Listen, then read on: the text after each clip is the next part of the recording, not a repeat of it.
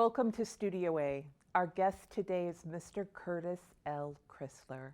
Mr. Crisler, thank you for coming into the studio. Thank you for having me. Well, I really appreciate this. It's a joy. It's a pure joy, especially after hearing you read at Hyde Brothers Bookstore. I was blown away by your work. Oh, thank you. Blown away by your That's work. so cool to hear. So let's get into it. Okay. Where are you from? I'm originally from Gary, Indiana. Okay. Born and raised. You went to high school in Gary? Yeah, I went to William A. Wirt, which is now closed. It was a school. It's like a performing arts school the last time it was open, but it's weird because it's one of the younger schools compared to Roosevelt, Lualis. So it's odd that it would be closed. Yeah, but you had a lot of people moving out. Sure. And so if you don't have the students to go to the schools, What are you the gonna schools do? is closed. Right, right. Now, you attended college where?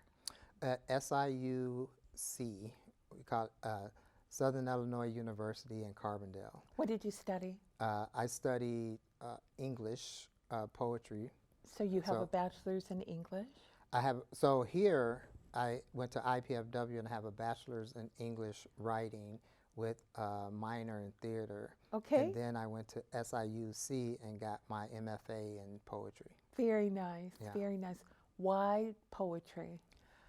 I realized I can go back to the 4th grade when I first wrote that I can think about writing a poem. I first wrote a poem about Jackie Robinson with the help of my mom for Black History Month. And from that point on, that's the trajectory from that point on. Your parents, are they writers? My mom, she didn't really write. So I see a lot of me and my sisters what my mom did. So my mom was modeled, she did theater, she did art, she did all these kind of things. She read a lot, and so we had that. And so my sisters take that from my mom as well. So there's a lot of overlap on what she gave us. Your mom's a creative soul, a Yeah. Renaissance woman, if you will. Yeah, my mom is. She is everybody knows my mom before they meet her, because she's just so vibrant. I talk about her all the time. She's in my poems. She's someone who's just always there. So Your raison d'etre. exactly. I understand. Yeah. I understand. My mother was very much like that as well. Yes. Very much like that as well. So let me ask you, what appealed to you about studying English? At first, I got into English for journalism. Really? Yeah. Why and journalism? I was interested and curious, and I wanted answers and all that kind of stuff. And so searching for the truth? Yeah. And so journalism seemed to be the place to do that. However, until I found out what they do. So back then, you have the newspapers and what have you. So they're looking at spaces more than the actual aspect of a story. So it's like, we have this space and we need to fill this space. And, so what do you have to fill that space? And my story would be way longer than that. And so they just cut up stuff. So I was actually working for, I think it was the communicator for IPFW, and they had me go out to this prayer breakfast. And it was a prayer breakfast from people from around the world. Okay. And it was so amazing because the majority of people spoke more than one language. And the common language happened to be French, and it was just so cool to see these people from Africa or, Germany or wherever they were from, speaking this common language that wasn't English. And so I thought that was really cool. So in my story, I wrote, all about that and stuff. And then I got this little thing, they're having a meeting about this. It's like when, what, where, how. and that was it. They didn't want any of the other stuff. When go I ahead. took journalism, I was told, because I thought journalism for me as well when I was at IU Bloomington, I was told I was too flowery. My language was too flowery. And then I was told, have you thought about fashion design? Maybe you want to do that. Wow. Yeah, completely. Wow. They're just going to put you in another Yeah. lane without even, Completely, wow. completely different. Yeah. So, Well, what I noticed was after that, I did a couple other things before I quit.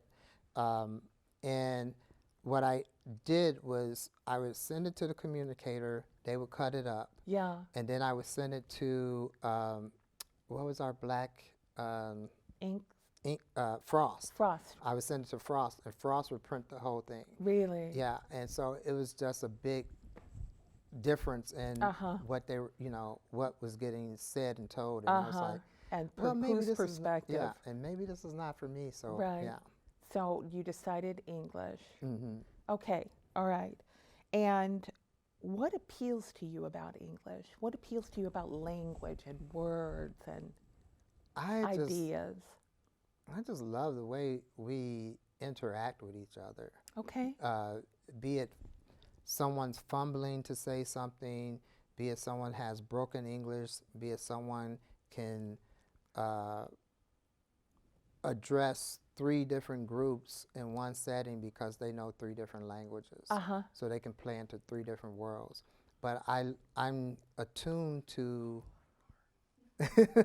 I'm attuned to how we just, it's through language, it's through narrative that we know everything we know, and that we connect with each other. And when we don't do those things, that's why we have these bifurcations and things that we have now. But I think language, from the get-go, when you have a little baby, Yeah. and that baby doesn't know how to say stuff, and they're mocking you. Right. And, they're trying to say stuff that you're saying. Right. And how someone says something, and it has a poetic edge to it, and it's not even, they don't even consider it poetry because they're like, I don't do poetry. It's like, but you just had this alliteration in what you just said, and then it has this aspects of paradox in it too. And to be able to see that and hear that and know that. And that's poetry. And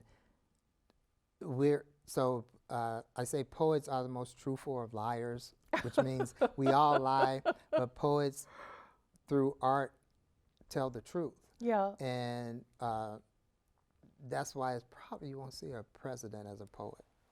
that is a poet in that sense, because it would be hard to not address what's true to you emotionally, factually, and all those types of things. So yeah, I'm just attuned to, like, we were talking about Lucille Clifton earlier, me and Erica, and Lucille Clifton says, poetry comes to me, so I'm open to poetry. Okay. Or I think she says it back. I said that wrong. She said, I'm open to poetry so poetry comes to me. So poetry comes to me. And I feel the same way. You feel the same way about you and poetry. Where do you get your inspiration from? From everything? From everything. I have this thing, I say we magnify the minute. That means we look at every little thing. If I had, if I took off my watch right here, and put my watch there, you just see me putting a watch there. But what if I use persona now and have the watch speak? Dude, I was on your arm minding my own business. Now all of a sudden you're making me, the center of attention. They have cameras on me. There's a light shining on me. Can you put me back on your arm? And we do that for ants, for trees, for anything that we need to do in voice. And I think there's something about that. Okay. Yeah, we need to see the environment that we're in. We need to understand the environment that we're in. And poets and artists, that's what we do. That's what they do. Yeah. That's what you do. you said fourth grade was your first poem that I can think of. Yeah. that you can remember about Jackie Robinson? And did you write poetry throughout high school, throughout junior high, high school? Secretively. You did? Yeah. So I have a ex-girlfriend who says she has some poetry from junior high going into, it would be more probably junior high going into high school. So 8th, 9th grade? Yeah. And so I just want to see it, to see how bad I was as a writer then. But she had it in storage, so I could never get to her when, you know, Yeah. it wasn't in storage. Yeah. But I just want to see how bad I was at that point. I didn't start keeping my poetry until probably late in high school and getting out of high school. Okay. And I had a 3-ring binder of stuff that That's I would when you have. feel like you sort of learned your voice? Or when did that happen? I was practicing. I didn't have my voice yet, but I was doing stuff with the page, engaging with the page and doing things. And then it wasn't until the 90s that I started wanting to be published and things of that nature. And so I got more serious about it. Okay. I had education through IPFW where I was learning about older poets. I was learning about surrealist poets. I was learning about the difference in surrealism with the French versus the difference.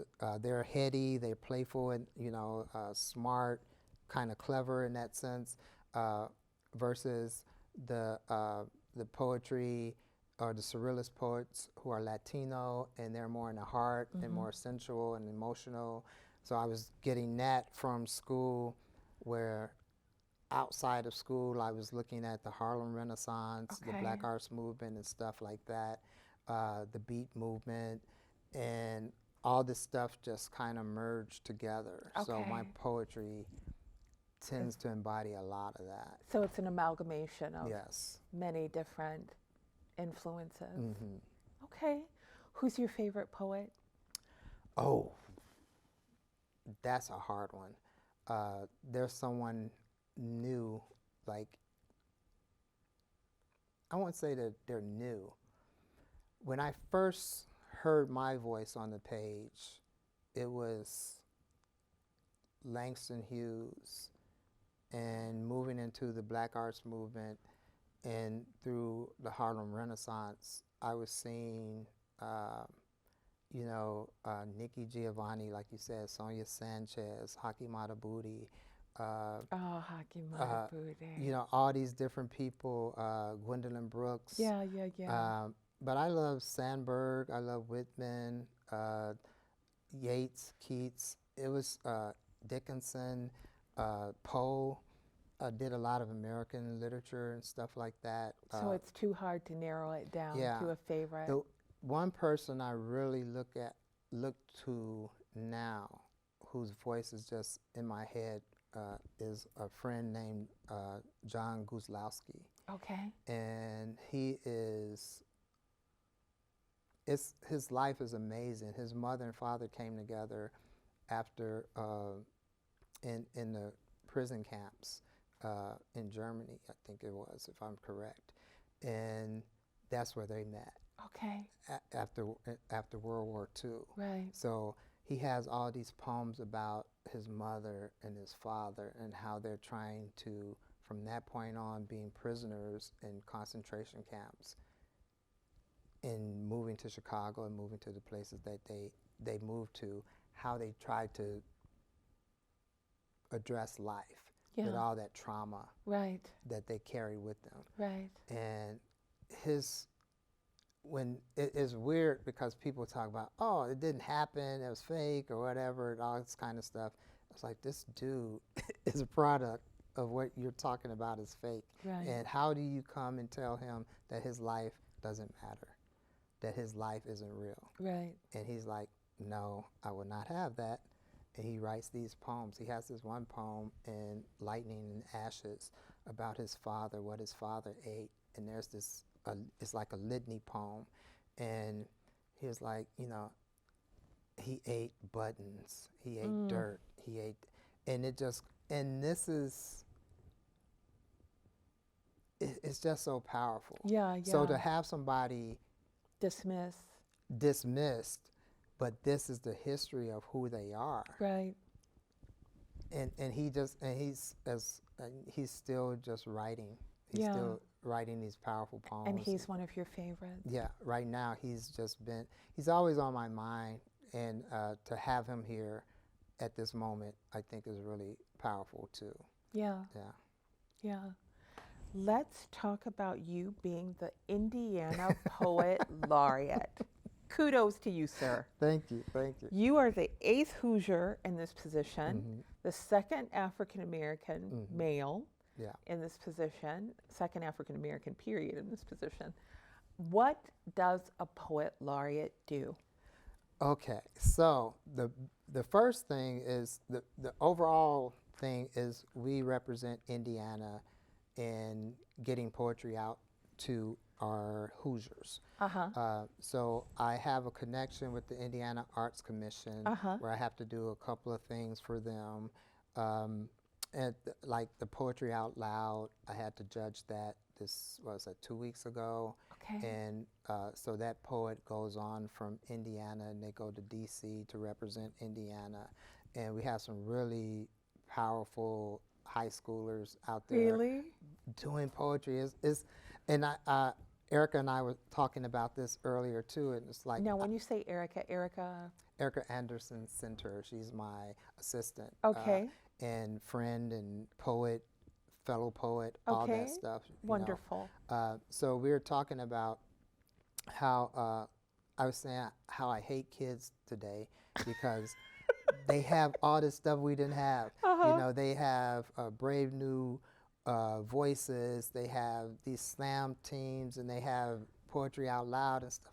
Man, we didn't have that when I was in high school. Right. And I don't hate them. No, I know that. I But know. but it's just they have all these opportunities, and the people, the students who are really into it and take advantage of it, they get a lot because they're working with professional writers Yeah. and seeing professional writers, and They have access that we didn't have. yes, yes, and to people who are living and writing, Yeah.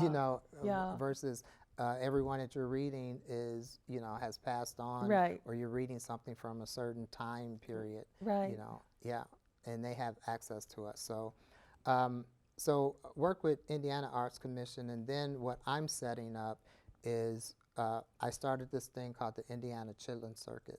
Okay. And so the Chitlin Circuit plays off of the Chitlin Circuit that happened during Jim Crow Right. times, where because of Jim Crow, you couldn't, black entertainers couldn't go in the front door. They couldn't be with white people on the stage and things like that. This is when you had the white only, black only Correct. bathrooms and water fountains and stuff. So just like the Green Book, Yep. the Chitlin Circuit was a circuit to where people can go and be safe. Uh-huh. So it'd be kind of like the juke joints and stuff like that. And they come into town, they give you a little money, they feed you, Give you a give place you a bed to stay. to stay for the night Yeah. till you go to the next place. Yeah. And so what I do is get a couple of poets together. We all get introduced, and then we do a round robin of 20 minutes where Nice. whoever reads first, we just feed off of each other for the yeah. 20 minutes. Then each person has their own set, and then we read a poem together, like "Come Celebrate With Me," "Won't You Celebrate With Me" by Lucille Clifton. Okay. And afterwards we have a Q&A, hopefully food, music, stuff like that. Okay. Yeah. Well, that sounds wonderful. And I want to take that to as many places in Indiana as I can. All right. We have 94 counties.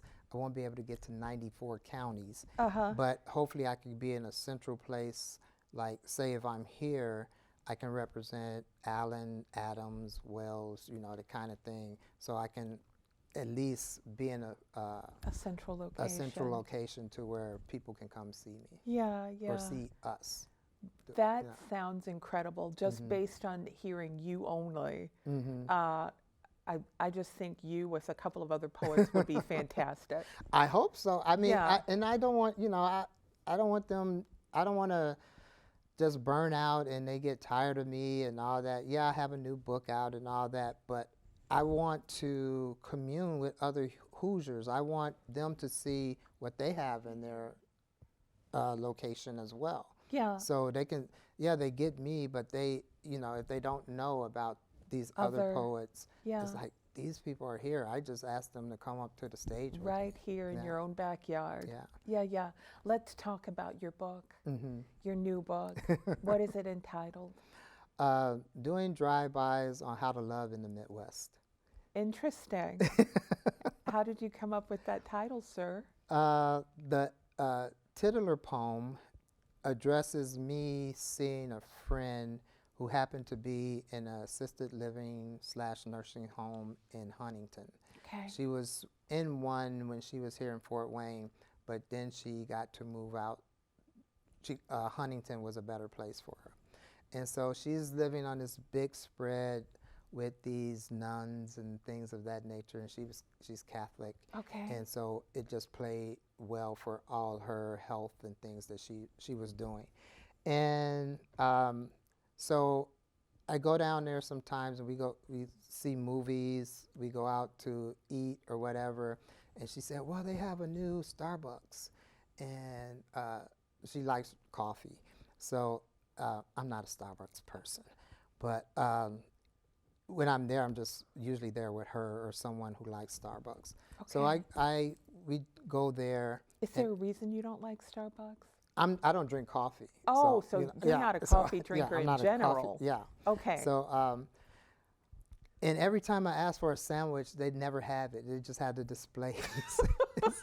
Can I get this one right here with the spinach? And oh, we don't have that right now. I'm like, can I get the display? Can I get no? So, but anyway. So you and she. We went to Starbucks, and I was the only African American in the building, and so there were men outside. It was kind of like today. It was a kind of sunny day. Yeah. Where it's breaking and it's kind of getting a little warm, and so they were outside, and all the people that were inside were white females. And so they were looking at me a little side-eyed and all that. You think they were questioning why you were with the woman you were with? I don't know what they were doing, to be truthful. But you noticed, you had that energy I felt from my them. spidey senses were tingling. Oh, okay. All right. And so when she went to the bathroom, I was looking up something on Miles Davis, and I saw something. Oh, it was about his trumpet. He had these 3 trumpets made. One was he gave to, I think he gave to Christie's. One he gave to his family, and one he was buried with. Okay. And wow, I did not know that. yeah, and so she went to the bathroom, and I'm seeing eyes on me and it all spawned from that. So just putting all those things together, and then amalgamating that into me coming to visit, to see her, us going through that, and then us leaving, and I say something to the extent that she's Bathsheba and I'm something else, and we go out into our chariot, and I leave, and I place her back in the hands of the nuns, and when I'm driving back, it's like I felt like I'm meant to be here. Yeah. And so that's where, that was the title poem for the book. Okay. And everything spawns from that. Why a book now? I've been working on this book for a while. Okay. Yeah. All So it just happened. So it's not new. This is not a new thing. This is a process. Yeah. Yeah. It's I won the contest in 22. Okay. So we've been working on, CNR Press and I have been working on this for a long time. And then we finally got down to the nuts and bolts of stuff happening from June to December. Okay. So the book actually officially came out December 12/31/23. Okay. Yeah. All right. So it's really new. Yeah, it is really new. It Mhm. really is new. So let me ask you, given all that we've discussed about poetry, we've got about 3 minutes left. Mhm. Uh, is poetry an antiquated art form? No. Is it offensive to ask the poet laureate that? Mm, probably. Okay. It's not antiquated. It's, I would say, since we've had words, since we've had symbols, since you have hieroglyphics and cave drawings and stuff like that, we've been telling narratives. Okay. And those narratives are being told by, orators or people who are giving their position to tell stories and stuff like that. Mm-hmm. And how do we do that? We do that through fiction. We do that through poetry. We Right. do that through art. And so there's nothing that we don't know that is not a narrative. Okay. And so all poets are doing are playing with words and aligning those words in some aspect of a form, some aspect of prosody or rhythmic mimicry in a sense. And all we've been doing is getting better, hopefully, at that. Okay. So from the beginning of time, we've been doing this. And last but not least, how does music inform your work? Jazz, we've talked a little bit before about that you like jazz and it informs your work in some ways. You have a piece where Stevie Wonder is the background music to your artwork. I say Stevie Wonder, well, I say Motown is Motown. the soundtrack to my life, because there's Okay. not been a day in my life that there has not been Motown. Yeah. When I was born, it came out, Motown was happening. Uh-huh. And so Stevie Wonder, I felt, had not been, no one had written anything about Stevie Wonder in depth. Which is crazy. Yeah. At least, I mean, there are poems about him, but no one had a book. And so I decided to write about Stevie Wonder. But I write about, I'm in love with music. I used to be a dancer and a singer and a rapper and all that kind of stuff. Okay. And so I'm connected to music, so it shows up in my poetry big time. Wow. Yeah. Well, get the book, people. He's an incredible writer, an incredible man. Thank you for coming into the studio, Curtis. Thank you so much for having me. What I really a joy. appreciate it. What a joy. Yes. We'll have to have you back again. Okay, yes. Thank you for tuning in, and be blessed.